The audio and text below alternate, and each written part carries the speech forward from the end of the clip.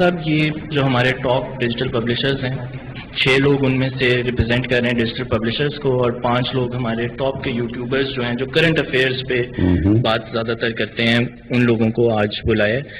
آپ کی لاسٹ ایک میٹنگ ہوئی تھی مارچ کے اندر اور اس کے بعد کووڈ آ گیا تھا اور باقی سارے تو یہ سلسلہ تھوڑا رک گیا تھا.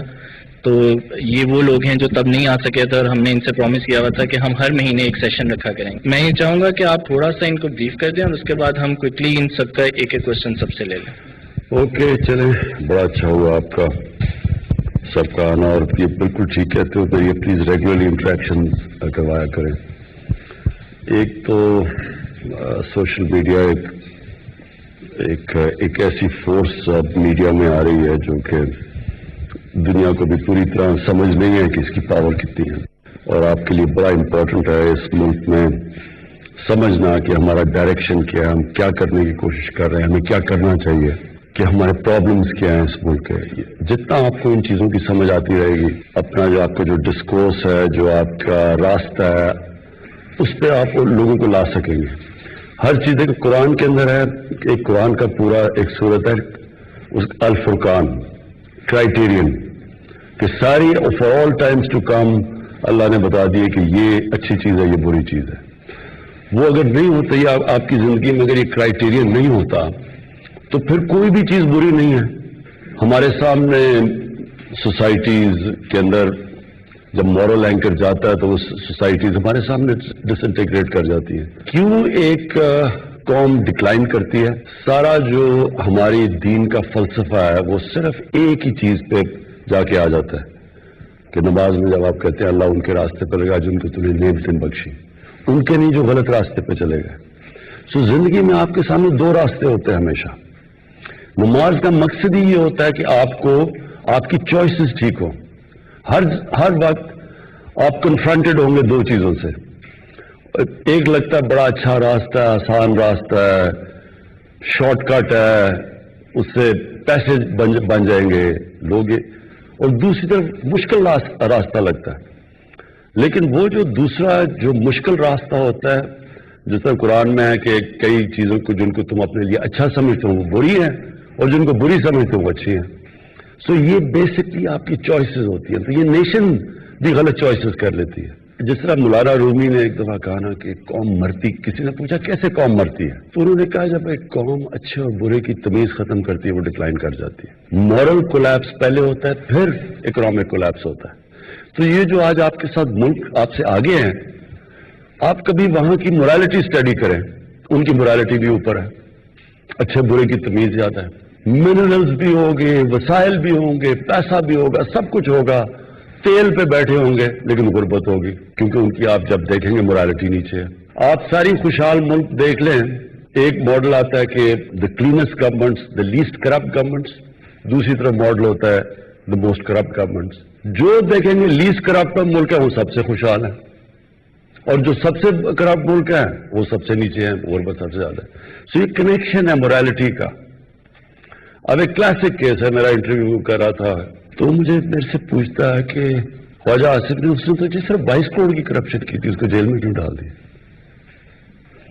اب یہ ریفلیکٹ کرتا ہے کہ جب ایک قوم کی morality ڈکلائن کر جاتی ہے. جو میڈیا ہے وہ پروٹیکٹ کرتا ہے. میڈیا کا سب سے بڑا کام کیا ہوتا ہے, اس کو واچ ڈاگ کہتے ہیں میڈیا کو. وہ ایک ملک کی مورل سٹینڈرڈز, ایک ملک کی رول آف لا, وہ سب چیز کو ڈیفینڈ کرتا ہے. یا میڈیا مجھے وہ میرے سے پوچھ رہے کہ جس طرح 22 کروڑ کی کرپشن عام آدمی نے نہیں کی.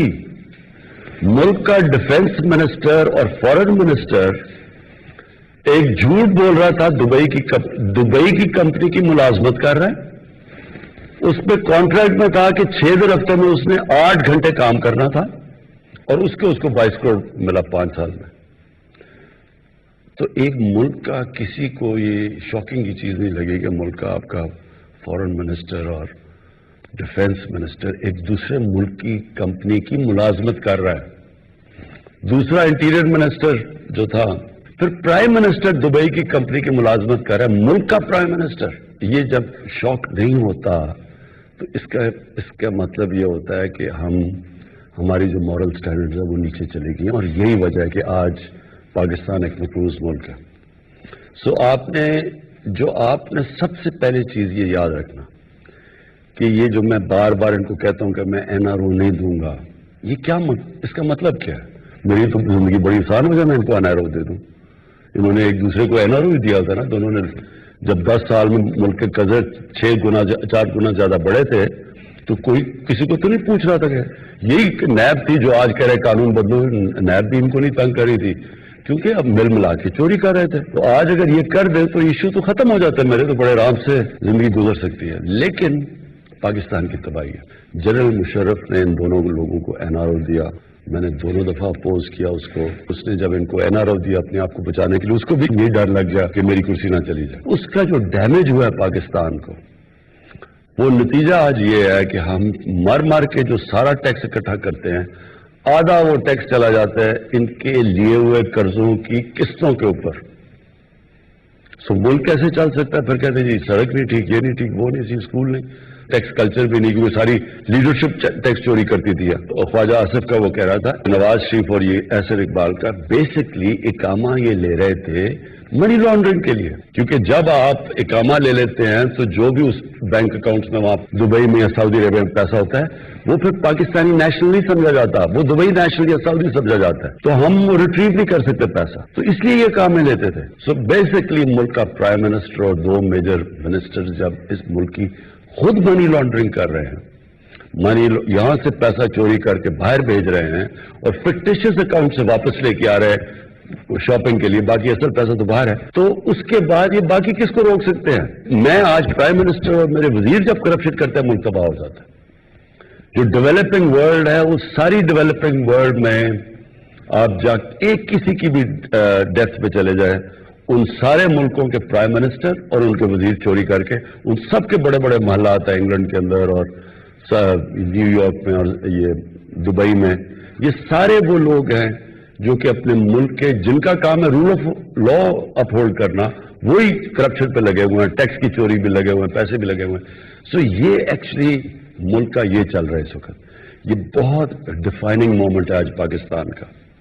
ساری گیم یہ چل رہی ہے کہ کیا ہم گھٹنے ٹیکتے ہیں ان سارے مافیا کے سامنے یا ہم سٹینڈ لے لیتے ہیں یا یہ تھریٹن کریں گے، بلیک میل کر کے ملک کو گرا دیں گے. سو بیسکلی ان نٹشل یہ گیم ہے. جو بھی چیز ہوتی ہے الیکشن رگڈ ہے، ہم الیکشن نہیں مانتے، کوئی ثبوت نہیں دیا. آج ٹرمپ کہہ رہا ہے کہ میں نہیں مانتا، ان کا میڈیا کہتا ہے کہ but he has not given any proofs.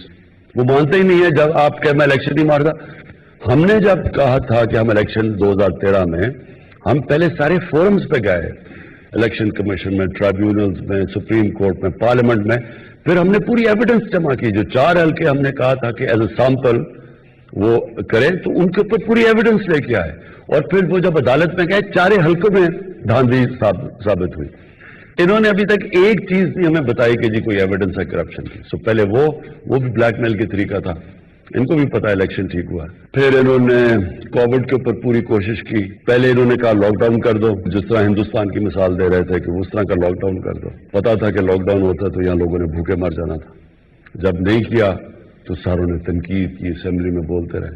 جب سیکنڈ ویو آیا اور ہم ان کو کہہ رہے ہیں کہ اس وقت نہ اپنے جلد سے جلوس کرو، انہوں نے جلد سے جلوس شروع کر دیا. پیٹف کے اندر ان کی وجہ سے ہم گرے لسٹ میں تھے، ہم نے تو انہیرٹ کیا. اب ان کو پتا تھا کہ اگر فیٹف کی ہم بلیک لسٹ میں چلے جاتے ہیں ملک پہ سینکشنز لگ جاتی ہیں، تو انہوں نے اس کے اوپر بلیک میل کیا. فیٹف کا نیب کی آرڈیننس کو چینج کرنے میں کیا کنیکشن تھا؟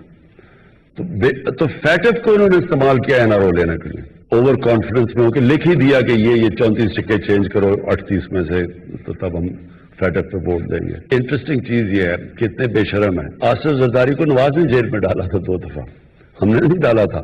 سارے کیسز ان دونوں کے دور میں ایک دوسرے پہ بنے ہوئے ہیں. ان کے اوپر انٹرنیشنل میڈیا نے ان کے اوپر کوریج جو ان کی پڑھ کے دیکھ لیں آپ تو خیر بڑی ایزلی آپ گوگل کر سکتے ہیں کہ ان کے اوپر کتنی وہ کیپٹل اکیلیز ہیل میں ان کے اوپر کیا کہا گیا. اور وہ جو BBC کی 2 ڈاکیومنٹ زرداری اور نواز پہ ہیں، تو ان کی کرپشن تو انٹرنیشنلی ڈاکیومنٹڈ ہے. اس کے باوجود اب دونوں اکٹھے ہو گئے صرف اور صرف ایک چیز کے لیے کہ پریشر ڈال رہے ہیں. اور فضل الرحمان 1992 کے بعد پاور میں سے نکلا ہی نہیں ہے کبھی. وہ سارا پہلی دفعہ ہم جس طرح کہتے ہیں نا کہ اسمبلی ڈیزل کے بغیر چل رہی ہے، یہ پہلی دفعہ ہے، کیونکہ 2018 تک تو یہ ہمیشہ پاور میں رہا، تو یہ سارے جمع ہوئے ہیں obviously for one thing، اور اس کے لیے آپ کا بہت بڑا رول ہے، کیونکہ یہ ڈیفائننگ مومنٹ ہے پاکستان میں انشاءاللہ۔ یہ جو ہم اور پبلک یہ انڈر ایسٹیمیٹ کرتے ہیں پبلک کو، انہوں نے سمجھا بڑی پبلک نکلائے گی، ان کے ساتھ بڑی دنیا نکلائے گی، تو دنیا تو نکلتی ہے حکمرانوں کی کرپشن کے خلاف۔ ساری عرب سپرنگ جو ہوئی تھی، پلیز یہ یاد رکھیں 10 سال پہلے، وہ ان ریپرزینٹیو گورنمنٹس کی کرپشن کے اوپر لوگ نکلے تھے۔ Thank you for having this session with us. It's a real pleasure to be here with such a group of people to have an interactive and informal session. You mentioned a number of challenges that Pakistan is facing. One of the challenges that Pakistan has been facing for many years has been unrest in Balochistan. Recently there was the killing of the Hazara Shia, which has happened several times before. I think that it would be very interesting to hear you speak about the historical roots of the issue in Balochistan and what the government can do to improve the lives of Balochis in the future, and also to change the perception of Balochistan both nationally and internationally, because there are many different narratives about Balochistan, both in Pakistan and outside of Pakistan. It's a very complex issue. I think it would be very interesting if you could tell us your thoughts about it and your vision for the future of Balochistan and its relationship with the rest of the country. دیکھو بلوچستان میں نا یہ جو sectarianism ہے، اور یہ خاص طور پہ ہزاراز کے اگینسٹ جو شیعہ، اس کی جینیسز ہے 80s کی، وہ جو افغان جہاد ہوئی تھی۔ افغان جہاد کے اندر انفارچونیٹلی یہ جو ملیٹنٹ سیکٹیرینزم ہے یہ شروع ہوئی تھی۔ اس سے پہلے سیکٹیرینزم تھی لیکن ملیٹنٹ نہیں تھی، تو یہ بڑا انفارچونیٹ ہے کہ وہ گروپس بن گئے 89 کے بعد، جب وہ امریکنز گئے یہاں سے افغانستان سے، یعنی یہ جو ختم کر کے سوویٹس نکل گئے، تو وہ انفارچونیٹلی وہ جو ملیٹنٹ گروپس تھے وہ رہ گئے، اور یہ انہوں نے بڑا نقصان پہنچایا پاکستان کو۔ آئی مین ناٹ جسٹ دیر، ساری جگہ، لیکن یہ پرٹیکولرلی یہ جو ہزارہ کمیونٹی کو انہوں نے ٹارگٹ کیا، شیعہ کمیونٹی کو۔ جو اب ہوا ہے، یہ جو آئسس نے کلیم کیا ہے، ہم سب کا یہ اوپینین ہے ہماری سیکیورٹی ایجنسیز کا، کہ اب اس کو آئسس کو بیک کر رہا ہے ہندوستان۔ ہندوستان کا سٹیٹڈ ایم ہے، یہ جو نریندر مودی کی حکومت ہے، پاکستان میں انتشار پھیلانا۔ میں نے اپنی کیبنٹ کو آج سے لاسٹ مارچ میں نے ان سب کو بتا دیا تھا کہ ہمیں پوری انٹیلیجنس بریفنگ ہو گئی تھی کہ یہ سیکٹیرینزم انفلیم کرنا چاہتے ہیں پاکستان میں، اور یہ انہوں نے شروع کرنا تھا شیعہ اور سنی کے علماء کو قتل کرنے کا تاکہ یہ انفلیم ہو۔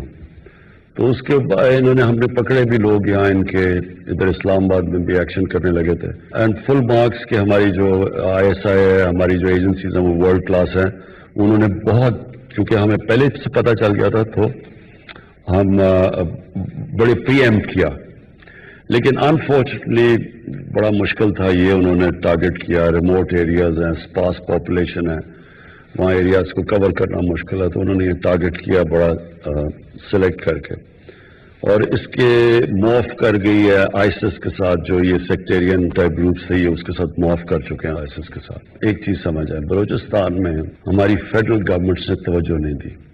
توجہ اس لیے نہیں دی کہ بلوچستان کا جو ٹوٹل ووٹ بینک ہے وہ ایک فیصل آباد ڈویژن جتنا ہے، تو جو یہاں گورنمنٹس آتی تھی وہ اگر سینٹرل پنجاب جیت جائیں، ووٹس باقی KP سے مل جائیں تو وہ گورنمنٹ فارم کر لیتی تھی، تو اس لیے ایگزیکٹلی کہ جو پیپلز پارٹی نے کراچی کے اوپر توجہ نہیں دی، کیونکہ وہ انٹیریئر سے ووٹ لے کے آتے ہیں، تو اس لیے وہ کراچی کی پرواہ نہیں کرتے اور کراچی نگلیکٹ ہو گیا۔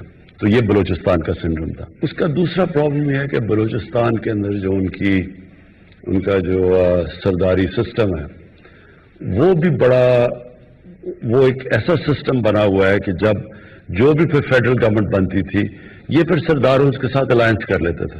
اب سردار جو الائنس کر لیتے تھے، ہوتا یہ تھا کہ جو ڈیولپمنٹ فنڈز وہاں کے لیے دیے جاتے تھے وہ ان کے ذریعے خرچ کیے جاتے تھے، وہ نیچے تک پہنچتے ہی نہیں تھے، تو اس لیے وہاں لوگ غریب ہیں، اور سردار جو over a period of time وہ بہت پاورفل بن چکے ہیں. سو وہ سسٹم جو ہے وہ اس کی وجہ سے، اور بڑا ایریا بھی ہے اور فیڈرل گورنمنٹ کی توجہ بھی نہیں رہی اور ان کے جو اپنے پولیٹیکل جو پاورفل ان کے جو سردار تھے انہوں نے بھی کبھی لوکل گورنمنٹ سسٹم نہیں ڈیولپ کیا. اس کی وجہ سے وہاں بڑا غربت ہے نیچے. سو اس کے ملٹیپل طریقے ہیں. ہم اب پہلی گورنمنٹ ہے جو پورا زور لگا رہے ہیں سوشو اکنامک ڈیولپمنٹ پہ بلوچستان پر. ساؤتھ بلوچستان میں پہلی دفعہ بڑا پیکج دیا ہے، بٹ وہ ایریا بڑا ہے، اس کے لیے فنڈز بہت چاہیے ہیں اور ہمارے پاس اس وقت اتنے فنڈز نہیں. اور اب بڑا اچھا چیف منسٹر آئے جو جام کمال ہے. سو ہم کوشش کر رہے ہیں کہ یہ جو پرانے ایک لیگیسی بنی ہوئی تھی اس کو ختم کریں. میرا نام جاوید اقبال ہے جی. میں ایک پریکٹسنگ سرجن ہوں. میں نے پاکستان سے بھی فیلوشپ کی، باہر سے بھی. میں قائد اعظم میڈیکل کالج بہاولپور سے ریٹائر ہوا ہوں ایز پرنسپل. تو میرا تو میڈیا سے اتنا ڈائریکٹ تعلق نہیں تھا، لیکن ریٹائرمنٹ کے بعد جب میں نے اپنا ایکسپیرینس شیئر کرنا شروع کیا related to training, teaching, grooming of people and parenting, تو مجھے نہیں اندازہ تھا کہ میڈیا کی اتنی پاور ہوتی ہے کہ ایک سرجن جو ہے اس کا چینل اتنا ہو جائے کہ وہ ملین تک پہنچ جائے اور لوگ اس کو رسپونڈ کرنا شروع کر دیں. شاید اسی لیے میں یہاں ہوں. تو اس لیے مجھے بڑی خوشی ہو رہی ہے. اور آپ کے جو ویژن میں سے ایک ویژن میرے لیے بہت انسپریشنل ہے، وہ ہے کہ آپ نے کہا تھا کہ میں ایک قوم بناؤں گا. میرا یہ خیال ہے کہ جب آپ کو گورنمنٹ ملی تو اتنے چیلنجز تھے اکنامک سارے کہ فارملی وہ قوم بنانے والا جو کام تھا وہ اب کرنے کا ٹائم آ گیا ہے. میرے پاس ایک چھوٹا سا فریم ورک ہے جس سے بغیر پیسے خرچ کیے ہوئے ہم شارٹ ٹرم اور لانگ ٹرم آپ کے اس ویژن کو امپلیمنٹ کر سکتے ہیں. شارٹ ٹرم میں یہ ہے کہ سر ہماری جو سڑکوں پر لوگوں کو پتہ نہیں ہے کہ تھوکنا کیسے ہے، لوگوں کو پتہ نہیں ہے کہ لائن بنانی ہے، لوگوں کو پتہ نہیں ہے جو چھوٹے چھوٹے سوشل جو ایک لٹریسی ہوتی ہے، اس کے لیے 3 ایریاز ہیں. ایک ہماری سول ایڈمنسٹریشن، ایک ہمارا اسکول، ایک ہماری مسجد. ہم نے اس کی پاور کو بغیر پیسے سے یوز کر سکتے ہیں. فار ایگزامپل جس طرح آپ نے ہمیں بلایا ہے، آپ پورے پنجاب کے کمشنرز کو بلائیے اور بلا کے کسی ایکسپرٹ سے 2 صفحے کا ایک سوشل کیریکولم ڈیزائن کر لیجیے. جو ایکسپرٹ بنائیں گے تو اس کو ٹیکنیکل لرننگ آبجیکٹیوز کے حساب سے بنائیں گے. ان کمشنرز کو کہا جائے کہ آپ کی کمشنری میں جتنے لوگ موجود ہیں 15 دن کے اندر یہ پیغام ان تک پہنچنا چاہیے، اور ایک ماسٹر ٹرینر ان کو ٹرین کرے جو کہ اس کا ایکسپرٹ ہو. وہ جب واپس جائیں تو وہ اپنے تمام ہیڈ ماسٹرز کو بلائیں پرائمری اسکول کے، انہیں کہیں یہ 4 صفوں کی باتیں ہیں، لائن بنانی ہے، یہاں تھوکنا نہیں ہے، السلام علیکم کہنا ہے، کھانستے وقت ہاتھ رکھنا ہے، and other those social literacy. تو اسکول کی اسمبلی میں آپ کی پہلی میٹنگ کے 10 دن کے بعد اسکول کے بچوں میں یہ بات پھیلنا شروع ہو جائے گی. نمبر 2، مسجد کے مولوی صاحبان کو بلائیں. وہ بہت آنرڈ فیل کریں گے اگر کمشنر صاحب اپنے لان میں ان کو چائے پہ بلائیں. انہیں کہیں گے کہ حدیث سے شروع کر کے ہر نماز کے بعد یہ 3 صفوں کا کیریکولم ہے. یہ ریاست پاکستان کے آپ ریپرزینٹیٹو ہیں. مسجد ریاست پاکستان کا ایک انسٹرومنٹ ہے، تو ریاست کا پیغام عوام تک پہنچائیے. 4 دن کے بعد ہر نماز کے بعد لوگ کہنا شروع کر دیں گے. اور تیسرا، سول ایڈمنسٹریشن، جتنی انجمن تاجران سارے وہ جو commissioner, deputy commissioner, assistant commissioner کی پوری ایک ٹرینڈ پڑھے لکھے لوگ موجود ہیں. 15 دن کے اندر پورے پاکستان میں نوائز لیول ہو جائے گا کہ یہ 10 کام ہم نے نہیں کرنے. اور 15 دن کے بعد آپ ٹی وی پہ آ کے آپ یہ کہیں گے ماشاءاللہ، جیسے آپ سنتے ہیں آپ کو کہ آج کوئی پالیٹکس پہ بات نہیں کرنی، آج میں نے یہ 3 ہفتے پہلے ہم نے یہ شروع کیا تھا. آپ کی ریسرچ ٹیم اس کا ایک ڈیٹا نکال کے دے کہ اس کا یہ امپیکٹ ہوا ہے، اور 1 مہینے میں شارٹ ٹرم لوگ کہنے لگ جائیں گے عمران صاحب نے کہا تھا نا آپ نے لائن بنانی ہے، لائن بناؤ، یہاں تھوکنا نہیں ہے کیونکہ وہ پتہ ہے فلاں بندے نے کہا تھا، اور یہ سارے میڈیا کے دوست اس کے اندر آپ کا ہینڈ بنیں گے. یہ تو ہے سر شارٹ ٹرم. لانگ ٹرم میں عرض کرنا چاہتا ہوں کہ ہمارے ملک کے اندر جو پیرنٹنگ کا ایریا ہے وہ بالکل ڈیفیشنٹ ہے. ایک 18 سال کے لڑکے کی 18 سال کی لڑکی سے شادی ہو جاتی ہے، کو اللہ اولاد دے دیتا ہے، لیکن ان کو ان کی پیرنٹنگ نہیں آتی، اور اسی نے آگے جا کے پوری نیشن بننا ہے. تو اس پیرنٹنگ کو کیسے ہم اپنے کیریکولم کے اندر انکلوڈ کریں جس سے جو ہمارے نئے بچے آ رہے ہیں ان کی تربیت ہو سکے. یہ ایک لانگ ٹرم پلان ہے جس پر بہت سارے ہوم ورک ہوئے ہیں. میرے کام کا سر جو سارا اب میں بھی پریکٹسنگ سرجن ہوں، آئی ایم لیپروسکوپک سرجن، لیکن ریٹائرمنٹ کے بعد اس پر میں نے کافی محنت کی ہے. آپ کی گفتگو میں ہمیشہ ایک ریفرنس ریاست مدینہ کا ہوتا ہے اور سیرت نبی کا ہوتا ہے. میں سر کالج آف فزن سرجن میں لیڈرشپ پڑھاتا ہوں اور سافٹ اسکل پڑھاتا ہوں. میں تمام چیزیں جو بیسیکلی ویسٹ کی ہیں ان کو جب ریلیٹ کرتا ہوں تو وہ اسوہ نبی صلی اللہ علیہ وسلم سے اس کا ریلیشن شپ مل جاتا ہے. جو کہ ویسٹ نے ریسرچ کر کے لی ہے وہ ہمارے پاس پہلے ہی ہمارے بزرگوں کے تحت موجود ہے. تو کسی طریقے سے جیسے آپ کو مبارک بھی سر، ہم سب کو بھی کہ جو آپ نے سنگر کیریکولم ایڈ کیا ہے وہ 6ٹھی جماعت تک ناظرہ قرآن کا ہے. میری آپ سے یہ ریکویسٹ ہوگی کہ اس کے بہت ساری وائسز اس کے اگینسٹ ہوں گی، لیکن پلیز اس کو امپلیمنٹ کیجئے، جو کہ سارا ہوم ورک شفقت صاحب نے سب نے کیا ہوا ہے. اور قرآن وہ ایک ریفرنس ہے جس کے ذریعے سے وہ تربیت ہو سکتی ہے جو ریاست مدینہ کی تربیت ہے، نبی کریم صلی اللہ علیہ وسلم کے اسوہ سے ریلیٹڈ ہے. ریٹائرمنٹ تو صرف قبر میں ہوتی ہے، اصل ریٹائرمنٹ انسان کو، ہمیں تو جو حدیث ہے کہ آپ علم سیکھتے ہیں جب سے پیدا ہوتے ہیں اور قبر میں جاتے ہیں، تو اٹ مینز علم سیکھنے کا مطلب اسٹرگل. آپ اسٹرگل کر کے علم سیکھتے ہیں نا، نہیں تو بیٹھے بیٹھے تو علم نہیں آتا. تو بیسکلی انسان کو تو بنایا اللہ نے اسٹرگل کے لیے، اور وہ سارا وقت جب تک اپنا ذہن استعمال کرتا ہے اور ذہن استعمال کرتا ہے پروڈکٹیولی، وچ مینس کہ سوسائٹی کا فائدہ کرواتا ہے، تو وہ اصل میں وہ کام کر رہا ہوتا ہے جو کہ جس کے لیے ہمیں اللہ نے پیدا کیا. دو چیزیں جی، ایک جو سوسائٹی کو، عام لوگوں کو احساس ہو کہ ہم ایک قوم کا حصہ ہیں، یہ جو ریاست ہے یہ ہمارا بھی پرواہ کرتی ہے. پرابلم یہ ہوتا ہے کہ جب چھوٹا سا طبقہ ایک ساری پریولیجز لے جاتا ہے اور باقی لوگوں کو ڈپرائیوڈ ہو جاتے ہیں، وہ قوم بن نہیں سکتی.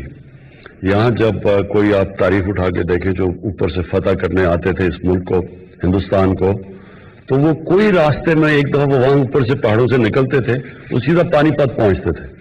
راستے میں رکاوٹ نہیں ہوتی تھی کیونکہ وہ قوم نہیں تھی. جو عام جو لوگ تھے ان کے کوئی نہ رائٹس تھے نہ کچھ تھے، فیوڈل سسٹم تھا. تو جو طاقتور تھا وہ سب کچھ تھا، نیچے کچھ نہیں تھا. تو وہ پھر کوئی لڑتا ہی نہیں تھا، کیونکہ آزادی کے لیے لوگ لڑتے ہیں نا. تو جب میرے پاس ہے ہی کچھ نہیں تو میں کیوں لڑوں گا؟ اگر سکھ میرے پر حکومت کر رہے ہیں یا مسلمان کر رہے ہیں، مجھے کیا فرق پڑتا ہے؟ مجھے تو کوئی کچھ نہیں دے رہا. سو سب سے امپورٹنٹ چیز یہ ہے ہمارا جو احساس پروگرام ہے کہ ہم نے اپنے نیچے سے لوگوں کو لفٹ کرنا اوپر. اس کے لیے ایک بڑا میں انشاءاللہ ایمبیشس پروگرام لانچ کر رہا ہوں کہ پاکستان میں کوئی بھوکا نہ سوئے. یہ بڑا ہم آئی ٹی کا پورا استعمال کر رہے ہیں اور پورا ایک پروگرام ڈیولپ کر رہے ہیں کہ کیسے ہم پہلے ہاٹ سپاٹس پاکستان میں دیکھیں کون سے علاقوں میں لوگ بھوکے ہیں، سارا پہلے ڈیٹا ڈیولپ کریں، پھر ملک کو موبلائز کریں کہ ہم کیسے ان سارے علاقوں میں جو کمزور علاقے ہیں کھانا پہنچائیں. یہ بنیادی ضرورت، لوگ بھوکے نہ سوئیں. اور اس کے بعد ساتھ ساتھ باقی بھی کر رہے ہیں. یہ ون سنگل کریکولم کے اوپر آ رہے ہیں کہ نچلے لوگوں کو موقع ملے اوپر آنے کا. پھر جو ہیلتھ کارڈ لے کے آ رہے ہیں، یہ ایک انقلاب ہے پاکستان میں. کے پی میں اور پنجاب میں انشاءاللہ بائی اینڈ آف 21 ہر خاندان کے پاس ہیلتھ انشورنس ہوگی. یہ ایک ہیلتھ سسٹم کا انقلاب آنے والا ہے. جب ایک گاؤں کے ایک خاندان کے پاس ایک ہیلتھ کارڈ ہوگا تو وہ کسی بھی ہاسپٹل میں جا کے اپنا ہیلتھ کارڈ سے علاج کروا سکتے ہیں. تو پھر پرائیویٹ سیکٹر گاؤں اور چھوٹے شہروں میں چلے جائیں گے، ہاسپٹلس بنائیں گے. ان کو ہم علیحدہ انسینٹیوائز کر رہے ہیں ہاسپٹلس کو کہ چھوٹے شہروں میں جائے. گورنمنٹ کے پاس تو وسائل نہیں اتنے زیادہ ہاسپٹل بنانے کے. تو کیونکہ وہ اس لیے نہیں جاتے غریب علاقوں میں یا چھوٹے گاؤں میں کہ ان کو پیسہ نہیں بنتا. تو جب ہیلتھ کارڈ آ جائے گا تو وہ تو کہیں بھی جا کے اپنا علاج کروا سکتے ہیں. تو یہ ایک بڑا ایمبیشس پروگرام ہے ہمارا، یونیورسل ہیلتھ کوریج کے عام آدمی کو ایک علاج ہو، اور سیکنڈلی پھر کہ ایک پورا ہیلتھ سسٹم بن جائے، ان کے ڈیوٹی فری اکوپمنٹ لا سکیں. پرائیویٹ ہاسپٹلز، اوقاف کی زمین اور ایک ایویکیو ٹرسٹ کی زمین جو پڑی ہوئی ہیں، ان ساروں کو ہم ان کو کنسیشن ریٹس پہ ہاسپٹل بنانے کے لیے موقع دیں. تو وہ ایک پورا ایک ہیلتھ ایجوکیشن ون سلیبس. اس کے بعد یہ جو یہ کھانا، اور پھر جو نیا پاکستان ہاؤسنگ ہے وہ اب لیٹ اس لیے ہوا کہ فور کلوجر لا انفارچونیٹلی عدالت میں پھنسا ہوا تھا. وہ جب تک وہ نہیں آتا گورنمنٹ بینکس لینڈ نہیں کرتے. یہاں تو کوئی کانسیپٹ ہی نہ، کیش ہے تو گھر بناؤ، کیش نہیں ہے تو آپ گھر ہی نہیں بنا سکتے. ایک مزدور بھی انسٹالمنٹس کے اوپر اپنا گھر بنا سکتا ہے. ہماری انشاءاللہ یہ ہاؤسنگ بہت بڑی کیمپین ہے یہ جو اٹھنے والی ہے. فائنلی جو میں آپ کو بات کہتا ہوں کہ دیکھیں، ہر انسان کے لیے کوئی نہ کوئی رول ماڈل ہوتا ہے. جب بڑے ہو رہے ہوتے ہیں، جب اپنے آئیڈیاز ہم کر رہے ہوتے ہیں کہ میں کیا بننا چاہتا ہوں، تو میرے تصور ہوتا ہے کوئی رول ماڈل ہوتا ہے. بٹ ایکچولی جو اچیورز ہوتے ہیں، اسپورٹس میں ہوتے ہیں، کہیں بھی دنیا میں بن جاتے ہیں رول ماڈل، پھر ان کو کاپی کرتے ہوئے انیشلی اس طرح دنیا چلتی ہے. اللہ ہمیں کہتا ہے قرآن میں کہ جو ہمارا رول ماڈل ہونا چاہیے وہ نبی صلی اللہ علیہ وسلم. وہ کیوں ہے؟ کیونکہ دنیا کی تاریخ پہ کسی انسان نے وہ چیز نہ کیا ہے نہ کر سکتا ہے. تو وہ ان کے جو فیسٹس ہیں، ان کی پرسنالٹی کے، جو مدینہ کی ریاست تھی وہ ایکچولی ان کی سنت تھی. انہوں نے وہ جو سیٹ اپ کیا، سپریم پاور بن گیا دنیا کی. اور وہ بھی ثابت کیا کہ وہ قوم جس کے پاس کوئی حیثیت ہی نہیں تھی، منگولین بھی دنیا میں بڑی تیزی سے چھا گئے تھے، لیکن وہ 100 سال کے بعد وہ ختم ہو گئے تھے. یعنی وہ آہستہ آہستہ وہ اور قوموں میں ان کا کلچر ہی ختم ہو گیا تھا. اور لیکن منگولین اس لیے دنیا میں چھا گئے تھے کیونکہ انہوں نے نئی انوویشن کی تھی. ان کا کمان جو تھی وہ بڑی دور تک تیر مارتی تھی, اور پھر ان کے اسپیشل گھوڑے تھے, وار ٹیکنیک تھی. ان کا تو تھا ہی کچھ نہیں, انہوں نے تو کوئی انوویشن نہیں تھی. رومن ایمپائر اور پرشین ایمپائر تھا. تو ان ایک دم یہ دنیا کے اوپر جو حاوی ہوا ہے, یہ ایک دنیا کی تاریخ کا ایک بڑا یونیک ایک فینومینا ہے جس کو لوگوں نے اسٹڈی نہیں کیا. میں حیران ہوں کہ کبھی وہ نہیں اسٹڈی کرتا, کیونکہ وہ مغرب تو نہیں اسٹڈی کرے گا اس کو, کیونکہ ان کا تو انٹرسٹ نہیں ہے. ہماری انٹلیکٹس نے کیوں نہیں اسٹڈی کیا کہ وہی عرب تھے, وہ ایک دم کنورٹ ہو گئے اور مدینہ ہجرت کی تھی 622 میں, 636 یعنی 13 سال کے بعد اور 14 سال کے بعد 2 سپر پاورز ان کے سامنے گر چکی تھی without any innovation any thing. تو وہ ایک فینومینا ہے, اس لیے قرآن ہمیں کہتے ہیں کہ ان کی زندگی سے سیکھو. سو اصل میں ہی از دا رول ماڈل جو آپ ابھی بات کر رہے ہیں نا. کیریکٹر بلڈنگ میں آپ جتنی ان کو اسٹڈی کریں گے, آپ وہ اچھا وہ جو دنیا میں ملک وہ چیزیں اڈاپٹ کرے گا وہ اوپر چلا جائے گا. جو بھی قوم وہ پرنسپل پہ چلے گی وہ اوپر آ جائے گی. This is Bakhtavar Mahmood, Head of Strategic Communications at Pro Pakistani. First of all, thank you for giving an opportunity to an ordinary citizen of Pakistan to meet their Prime Minister of the state and ask him a question. Really appreciate it, never happened before. Sir, میرا سوال آپ سے tax collection system اور FPR reforms کے حوالے سے ہے. پچھلے 2-2.5 سال میں ہمارے جو ایک نوکری پیشہ طبقہ ہے یا مڈل کلاس جو لوگ ہیں, جن کا آلریڈی ٹیکس ڈیڈکٹ ہو رہا تھا, دے ور ویری مچ کنسرن کہ جی ٹیکس فائل کرنا ہے. لیکن یہ میسو اسکیل کے اوپر کب جائے گا؟ Like how long will it take for the FBR to create those reforms, and how long do you perceive کہ جو آپ کے پاس ایک ٹینجیبل چینجز جو ہیں وہ ہمیں کب دکھیں گے دا ٹیکس کلیکشن سسٹم؟ دیکھیں, جو ٹیکس مشینری ہے نا ہماری, وہ انفارچونیٹلی میں کیا ورڈ استعمال کروں, کرپٹڈ ہے, بہت کرپٹڈ ہے. اور وہ ہوئی ہے کرپٹڈ جب ایک ملک میں, جب میں شروع میں آپ سے بات کی تھی کہ جو مورل اتھارٹی ہوتی ہے وہ اوپر سے نیچے آتی ہے. سو نبی صلی اللہ علیہ وسلم نے مدینہ کے اندر ساری جو ویلیو سسٹم اوپر لے گئے تو سب چینج ہو گئے. تو جب آپ کے پاس یہ ٹوٹ بٹوٹ آ جائیں زرداری اور نواز شریف, تو سارے ملک کی مورالٹی کولیپس کر جاتی ہے. جب پرائم منسٹر, اب دیکھیں نا, وہ آپ سے ایک مین اینکر آپ سے پوچھے کہ جس صرف 22 کروڑ کی چوری ہے, ایک منسٹر کر رہا ہے, تو آپ خود ہی سوچ لیں کہ ملک کی مورالٹی کدھر پہنچ گئی ہے. تو وہ اوپر سے شروع ہوتی ہے نیچے تک. سو ٹیکس سسٹم نے بھی, کیونکہ سب سے یہ امپورٹنٹ ہے, تو اس نے بھی افیکٹ تو ہونا تھا. اس کا کیور آٹومیشن ہے. جتنی ہم ٹیکنالوجی اس کے اندر لے کے آئیں گے, اور انفارچونیٹلی FBR نے ٹیکنالوجی آنے سے روکا, سیبوٹاج کی, کیونکہ وہ پیسے بناتے ہیں. تو اب ہم اس ٹیکنالوجی کی طرف جا رہے ہیں. لیکن آپ کو میں شاکنگ فگرز یہ دوں کہ ہمارے 22 کروڑ لوگوں میں سے صرف 20 لاکھ لوگ ٹیکس دیتے ہیں, دنیا میں سب سے کم ٹیکس. اور جو ہمارا 70% ٹیکس اکٹھا ہوتا ہے وہ صرف 3000 لوگ دیتے ہیں. سو 22 کروڑ لوگوں میں سے 3000 لوگ 70% ٹیکس دیتے ہیں, اور جو 20 لاکھ ہیں وہ ٹیکس فائلرز ہیں.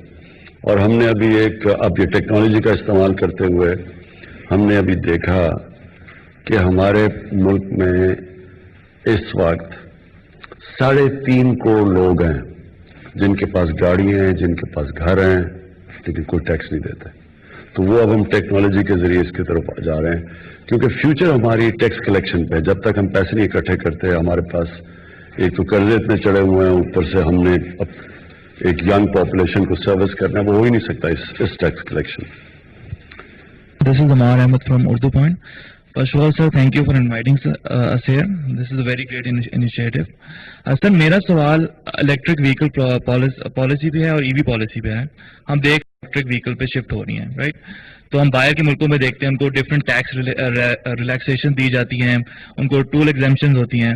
سر, تو پاکستان میں کیا ان کو ریلیکسیشن اور ایگزیمپشن دی جائیں گی, اور گورنمنٹ کی اس پرسپیکٹو پر کیا اسٹریٹجیز ہوں گی؟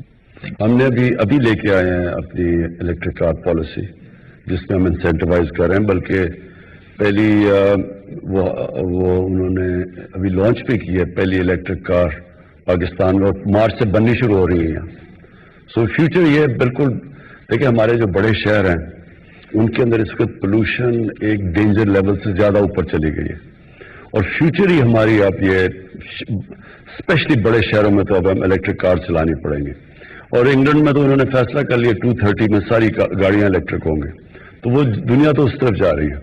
सर हम आजकल देखते हैं जो फ्यूल ड्रिवन कार्स हैं स्पेशली पाकिस्तान में, उनमें प्राइस हाइक आया हुआ है, राइट? क्या जो इलेक्ट्रिक व्हीकल्स हैं उनको इतनी टैक्स रिलैक्सेशन दी जाएंगी कि they will not be that much expensive? अल्लाह का शुक्र है इस वक्त हमारे काफी लोग इंटरेस्टेड हैं, बड़ी कंपनीज इंटरेस्टेड हैं पाकिस्तान में सेटअप करने के लिए प्लांट्स, तो ये बड़ी पॉजिटिव चीज हो रही है, बड़ी देर के बाद अच्छी कंपनीज आ रही हैं। अब हम कोशिश ये कर रहे हैं कि हम बैलेंस रखें, क्योंकि जो ऑटोमोबाइल के अंदर इन्वेस्टमेंट है और अगर हम कोशिश कर रहे हैं कि पूरी गाड़ी यहाँ बने, इंजन भी सिर्फ असेंबली ना हो, तो उसके साथ जो रिलेटेड इंडस्ट्रीज हैं वो बहुत ज्यादा हैं और वो बड़ी एम्प्लॉयमेंट भी प्रोवाइड करती हैं, और वो हमारे मौका मिल जाता है कि हम उसके साथ साथ और भी बहुत चीजें करें अगर इंजन बनना शुरू हो जाए। लेकिन हम ये भी अब हमारी पॉलिसी पहली गवर्नमेंट पाकिस्तान में आई है जिसकी एनवायरनमेंट के ऊपर कोई पॉलिसी पहले तो कोई प्रोवाइड नहीं करता था एनवायरनमेंट, तो उसके अंदर अब हम जिस तरह देख रहे हैं आगे ट्रेंड्स हमें बिल्कुल अफेक्ट करता है। हमारे शहरों में जिस लेवल की पोल्यूशन पहुंच गई है, हमारे पास इलेक्ट्रिक कम से कम शहरों में इलेक्ट्रिक व्हीकल्स लानी पड़ेंगे और उनको इंसेंटिवाइज करेंगे। सर तारिक मुतीन, दो चीजें मुझे आपसे पूछनी है। 2.5 साल आपकी हुकूमत को तकरीबन हो गए, जो मुझे आपकी गुफ्तगू में आपकी हुकूमत के इरादों में फर्क नजर आता है एम्बिशंस के हिसाब से, वो एक पॉलिटिशियन का और लीडर का फर्क है। लेकिन आपको लगता है कि अगले 2.5 बरस में आप इस फर्क को ट्रांसलेट कर सकेंगे उस पावर में कि एक आम आदमी दोबारा आपको वोट दे, क्योंकि इस वक्त वो आम आदमी रो रहा है। दूसरी चीज हमें एक फर्क नजर आता है, क्योंकि वो एहसास के जो फिलॉसफी है वो उसके तहत इस वक्त वो परेशानी में। दूसरी चीज अली वजीर को देख लें, हम मियां नवाज शरीफ को देख लें, फजल रहमान को देख लें, या इस वक्त जो पीडीएम के पॉलिटिशियंस हैं वो इदारों के खिलाफ जिस तरह की जबान इस्तेमाल कर रहे हैं, उस तरह की जबान इस्तेमाल करने पर माजी में अल्ताफ हुसैन साहब की मिसाल लेने या कुछ और लोगों की, उनके खिलाफ बहुत सख्त इक़दाम किए गए। इनके खिलाफ उस रास्ते पर हम क्यों नहीं जा रहे, ये एक आम आदमी आज सवाल कर। देखिए जब तक आप चीज ये समझेंगे नहीं ना पाकिस्तान का प्रॉब्लम था क्या और अब तक गवर्नमेंट किधर पहुंची है, वो एक्चुअली जब तक आप वो प्रॉब्लम समझेंगे नहीं, बड़ा मुश्किल है लोगों को एक्सप्लेन करना, क्योंकि अनफॉर्चुनेटली ऑपोजिशन की इतनी जबरदस्त उन्होंने पहले दिन से कैंपेन चलाई हुई है कि मुल्क तबाह हो गया। मुल्क तो तबाह हो गया था जब एक मुल्क का रिकॉर्ड खसारा हो, यानी रिकॉर्ड पाकिस्तान का फिस्कल डेफिसिट हो, रिकॉर्ड करंट अकाउंट यानी बैरूनी खसारा, रिकॉर्ड वो डेफिसिट हो, और फिर रिकॉर्ड कर्जे हो, तो वो मुल्क के तो हालात बुरे हैं ना। आप सिंपल ये लेकिन इकोनॉमी की इकोनॉमिक जार्गन होती है, fiscal deficit, micro economics, but simple ले लें कि एक मुल्क के घर की तरह होता है। सिंपल ये समझना, आपको लोगों को समझाना कि घर के अंदर अगर आपको कोई घर छोड़ के जाए और उसका सबसे ज्यादा खसारा छोड़ जाए और वो सारा वक्त घर पास कभी कोई लोग पैसे मांगने आ रहे हैं, कोई किराएदार आ रहा है, कोई सब्जियों वाला आ रहा है, तो उसके पास उसकी आमदनी कम और खर्चा ज्यादा हो, तो वो क्या करेगा शॉर्ट टर्म में? कोई भी दुनिया के अंदर घर, कोई भी मुल्क बड़े मुश्किल वक्त से निकलेगा। हमारे सिचुएशन में कोई भी दुनिया में मुल्क हो, वो क्या करता? पहले स्क्वीज करेगा अपने खर्चे। जब आप खर्चे स्क्वीज करेंगे तो अभी आपने आम आदमी की बात की, तकलीफ तो होगी। जब भी एक माशरे में आप कोविड में तकलीफ हुई, दुनिया में कोविड आया, किसने मार खाई? गरीब लोगों ने मार खाई। हमारे मुल्क में नहीं, सारे अमीर मुल्कों के भी गरीब आदमी ने मार खाई। आज अमेरिका जैसे मुल्क के अंदर लाइनें लगी हुई हैं लोगों की खाना लेने के लिए, तो अमेरिका जैसे मुल्क में गरीब आदमी वहां भी कुचला गया। सो जब आप एक माशरे में जब स्क्वीज करते हैं खर्चे, सबसे पहले तकलीफ निचले आदमी को होती है, क्योंकि मसलन गरीब जब आप स्क्वीज करेंगे, आपकी अपने खर्चे कम करेंगे, डिमांड कम करेंगे, नौकरियां से लोगों को निकालेगी क्योंकि कंपनीज के अंदर डिमांड चली जाएगी, तो जब आप स्क्वीज करते हैं अपने खर्चे तो बेसिकली सांप आ जाता है। आज इंग्लैंड के अंदर देखें, आज यूरोप में देखें, कभी एयरलाइन में इतने ज्यादा लोग निकाल दिए, कभी कोई वो सुपरमार्केट बंद हो रही है उसके अंदर इतने लोग बेरोजगार हो गए। तो क्यों हो रहे हैं वो? क्योंकि एक स्क्वीज आ गया डिमांड की। तो जब आपके खर्चे कम आप करते हैं तो डिमांड को स्क्वीज करते हैं, खर्चे कम करने के लिए डिमांड स्क्वीज होती है, उसके अंदर गरीब आदमी को तकलीफ होती है। اور پھر جب تک آپ کی آمدنی نہیں بڑھتی، خرچوں کو بیلنس نہیں کرتی، تب تک ایک ملک مشکل وقت سے گزرتا ہے. پہلے سال ہمارا ڈیفالٹ سے ملک کو بچانا تھا، ہمارے پاس پیسے نہیں تھے اپنی قرضوں کی قسطیں دینے میں. جب پیپلز پارٹی کے 5 سال تھے تو ایوریج وہ $2.5 بلین وہ پر ایئر دیتے تھے قرضوں کی قسطیں. تو 5 سال میں ان کی ایوریج آتی تھی پر ایئر $2.5 بلین. جب نون لیگ آئی تو انہوں نے کیونکہ قرضے لیے وہ $5 بلین پہ پہنچ گئی. ہم نے ہر سال $10 بلین دینے تھے، ہم نے ابھی تک 2 سالوں میں $20 ارب دے چکے ہیں. ہماری اب اور اللہ کا شکر ہے ریکارڈ ایکسپورٹس بڑھی ہیں پاکستان میں. تو جب تک ہماری ایکسپورٹس اور ریمیٹنسز نہیں بڑھتی اور وہ بڑھ رہی ہیں تو وہ تب تک ایک ملک میں سکویز آیا ہوا ہوتا ہے. بنگلہ دیش اور ہندوستان کی ایکسپورٹس نیچے گری ہوئی ہیں، ہماری ریکارڈ 18% بڑھ گئی. سو ہم اس سے تیزی سے نکلے ہیں، لیکن لوگ ابھی بھی سفر کر رہے ہیں کیونکہ جو ساری سروس انڈسٹری ہے دنیا میں سفر کر رہی ہے. ریسٹورینٹس بند ہوئے تھے وہ سفر کر رہے ہیں، شادی ہال بند ہیں، وہ سارے لوگ افیکٹ ہوتے ہیں کووڈ کی وجہ سے. ایک چیز آپ نے یاد رکھنی ہے کہ اپوزیشن نے کیا کہ پہلے بینک کرپٹ کر کے چھوڑ گئے ملک، پھر پہلے دن سے کیا ملک فیل ہو گیا اور کہا جی لوگ بڑی مشکل میں ہیں. لیکن ہم انفارچونیٹلی ایکسپلین نہیں کر سکے کہ لوگوں نے تو مشکل سے گزرنا تھا. اب جو اللہ کا کرم ہے اس ملک پہ خاص، اس نے ہماری بڑی مدد کی اس مشکل وقت میں کہ ہماری آج ایکسپورٹس رائز کر رہی ہیں، ہماری کنسٹرکشن انڈسٹری ٹیک آف کر گئی ہے. جب سیمنٹ سیلز اوپر جانی شروع ہونا اس کا مطلب آپ کی کنسٹرکشن چل پڑی ہے. ریکارڈ سیمنٹ سیلز ہیں. ہماری گاڑیاں بکنی شروع ہو گئی جس کی وجہ سے گاڑیوں کے اوپر وہ اب پریمیم آ گیا کیونکہ ڈیمانڈ زیادہ سپلائی کم ہے. موٹر سائیکل تو 92 کے بعد فل کیپیسٹی میں ہماری ٹیکسٹائل چل رہی ہے. تو یہ بڑا ایک پازیٹیو سائن. یہ جو پاکستان فوج کے خلاف زبان استعمال کر رہے ہیں، یہ پاکستانی فوج کو یہ کہنے کی کوشش کر رہے ہیں کہ آپ ایک الیکٹڈ گورنمنٹ کو گرا دیں، اور پھر یہ ساتھ کہہ رہے ہیں کہ اگر پاکستانی فوج نہیں گراتی تو فوج کو کہہ رہے ہیں کہ جنرل باجوہ کو گرا دیں. وہ جو نواز شریف بیسکلی یہی کہہ رہا ہے نا کہ فوج کو کہہ رہا ہے کہ باجوہ کو اور ISI چیف کو گرا دو. یہ کبھی میں نے اپنی زندگی میں پاکستان میں سویلین گورنمنٹ کے دوران کسی کو فوج کو اٹیک کرتے ایسے نہیں دیکھا. یہ کبھی نہیں ہوا. پہلے مارشل لاز کے دوران ہوتا ہے. جب مشرف تھا تو اٹیک کرتے تھے فوج، کیونکہ مشرف آرمی چیف بھی تھا، پریزیڈنٹ بھی تھا. ضیاء کو کرتے تھے لیکن تب میڈیا کے اوپر کلیم ڈاؤن تھا. لیکن کبھی ایک سویلین ایک الیکٹڈ گورنمنٹ کے دور میں اٹیک کرنا اٹس انہرڈ آف. اور ان کی کوشش کیا ہے کہ فوج کے اوپر اتنا پریشر ڈالیں، اس کو اتنا مجبور کریں کہ وہ گورنمنٹ کو گرا دیں، کیونکہ وہ ڈیسپریٹ ہو. پہلے انہوں نے سمجھا گورنمنٹ گر جائے گی، پہلے وہ 2 مہینے 3 مہینے 4 مہینے. جب گورنمنٹ سروائیو کر گئی ہے تو اب وہ یہ ڈیسپریشن کی اینڈ ہے کہ جب GHQ چلے جائیں گے. یہ اپنے اطمینان رکھ لو کہ ان کی ساروں کی ٹریٹمنٹ ہونے والی ہے. سر میرا نام عدیل وڑائچا، میں اسلام آباد بیسڈ جرنلسٹ ہوں. سر کیا یہ تاثر ٹھیک ہے کہ جو بیوروکریسی ہے یہ آپ کی پالیسیز کو گراس روٹ لیول پر امپلیمنٹ نہیں ہونے دے رہی؟ جو عوام کو ریلیف ہے خاص طور پہ مہنگائی کے حوالے سے، وہ بیوروکریسی کی نااہلی کی وجہ سے آگے منتقل نہیں ہو رہا. تو آپ کا جو ویژن تھا سر بیوروکریسی میں ریفارمز کے حوالے سے، 2.5 سال بعد آج ہم کہاں کھڑے ہیں؟